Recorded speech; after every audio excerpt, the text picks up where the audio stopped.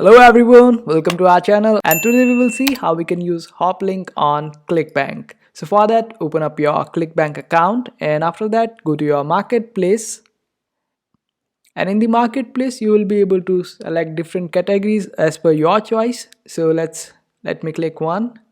Let me select the first one. And after that you will be able to see different products that you can market and earn. Just click on promote, and here type in your nickname.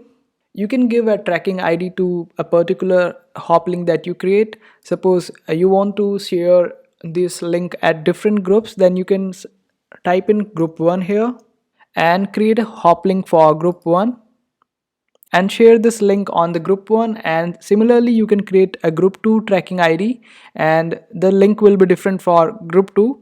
So in same way you can track whether your group 1 is giving you more converts or whether group 2 is giving you more converts, and that's how you do it.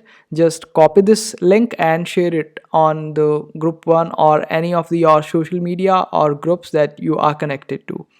And I hope this video was helpful. Make sure to hit that like button and also subscribe to our channel for more helpful videos.